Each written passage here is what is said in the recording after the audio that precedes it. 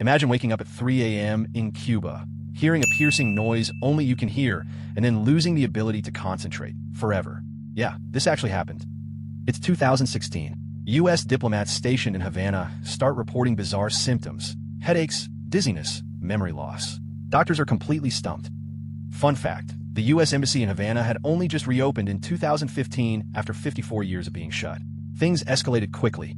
The diplomats described a directional beam of pressure, like sound was physically hitting one side of their head. You don't feel that from a ringtone. Some heard high-pitched chirping. Others heard a low hum. One diplomat said it sounded like a beam of sound chasing him around the room. Wild. By 2017, over 20 U.S. diplomats had reported symptoms. The State Department pulled staff from Cuba and kicked out Cuban diplomats from the U.S. Tensions? Through the roof. Canada reported the same thing. Their diplomats in Havana were getting sick too. Same weird symptoms, same total confusion from doctors. So what was the first official theory? A secret sonic weapon. Because when diplomats mysteriously get sick, the obvious answer is obviously a supervillain device. Fun fact, the term Havana syndrome was coined by U.S. officials. Cuba was never proven to have anything to do with it. Great naming, guys. Researchers from the University of Pennsylvania ran brain scans on the affected diplomats and found something genuinely alarming: signs of actual neurological damage. The scans showed differences in white matter, the brain's internal wiring. This wasn't just stress. Something had physically altered their brain structure. But here's where it gets complicated. Other scientists questioned that study hard, saying the sample was too small and the methodology was flawed. Science gonna science. The CIA gets involved. Of course they do. They launched an investigation into whether a foreign adversary was deploying a secret energy weapon against U.S. personnel. Then it spread. Cases started popping up in China, Russia, Austria, Colombia, Vietnam, basically every country where U.S. spies and diplomats hang out. Convenient. Vienna, Austria became a major hotspot. So many cases that officials started calling it Vienna syndrome as a joke. Austria was not amused. Fun fact, Vienna hosts some of the most high-stakes international diplomacy on Earth. UN agencies, IEA, OPEC HQ, all based there. Perfect spy town. By 2021, the number of reported cases had climbed to over 200. U.S. government employees, intelligence officers, soldiers, all experiencing the same nightmare. Congress passed the Havana Act in 2021. Yes, that's a real law, giving compensation to affected U.S. personnel. The U.S. government was taking this very seriously.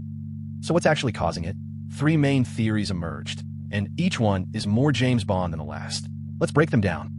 Theory 1. Pulsed microwave energy. A directed beam could theoretically cause pressure sensations in the skull. The Fry effect actually makes this possible. Physicists confirmed it. Fun fact, the Fry effect was discovered in 1961.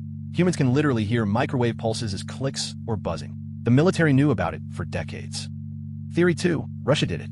Specifically, the GRU, Russian military intelligence, was suspected of testing a new directed energy weapon on U.S. personnel. Classic Cold War vibes. A 2023 investigation by major news outlets named a specific GRU unit, Unit 29155, as the likely culprit.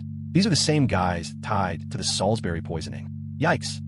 But the CIA's own 2023 report said, and I'm paraphrasing here, probably not a foreign weapon. Most cases were likely explained by other causes. Awkward. Theory 3, and this is the one that will make some people very angry: mass psychogenic illness. Basically, collective stress-induced symptoms. Mind over matter badly.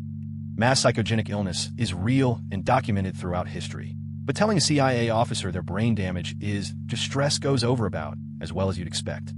Fun fact, mass psychogenic illness once affected 200 Belgian schoolchildren who all got sick after one kid smelled something weird on a Coca-Cola can. Brains are weird. The people who experience Havana syndrome are not faking it. The symptoms are real and debilitating. The debate is purely about the cause, not the suffering. Some patients reported symptoms lasting years: chronic dizziness, crushing cognitive decline, difficulty reading. Careers ended. Lives changed permanently.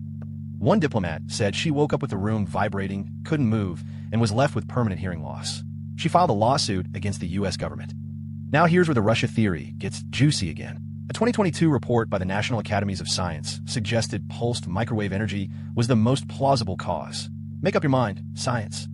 Fun fact, Russia actually experimented with microwave weapons on the U.S. Embassy in Moscow during the Cold War. It was called the Moscow Signal and lasted decades. The Moscow Signal caused documented health problems in U.S. diplomats, and the U.S. government kept it secret from staff for years. They literally didn't tell the people being zapped. So Russia zapping American diplomats with microwave devices isn't insane. It has a documented Cold War precedent. History rhyming uncomfortably loudly here. But then the 2023 CIA report dropped and said, only a small subset of cases might have an external cause. The rest? Probably not a weapon. The internet lost its mind. Victims and their advocates were furious. Senators called the report a betrayal. The CIA was essentially telling sick people, you're not as important as we made it seem. Here's the maddening part.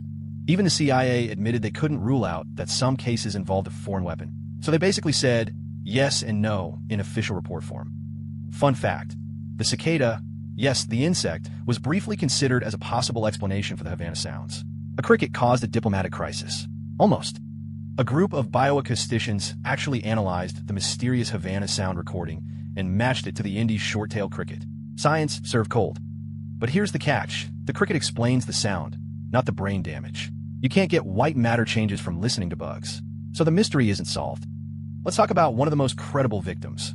Mark Palmeropoulos, a senior CIA operations officer, got hit in Moscow in 2017 and was left with debilitating migraines.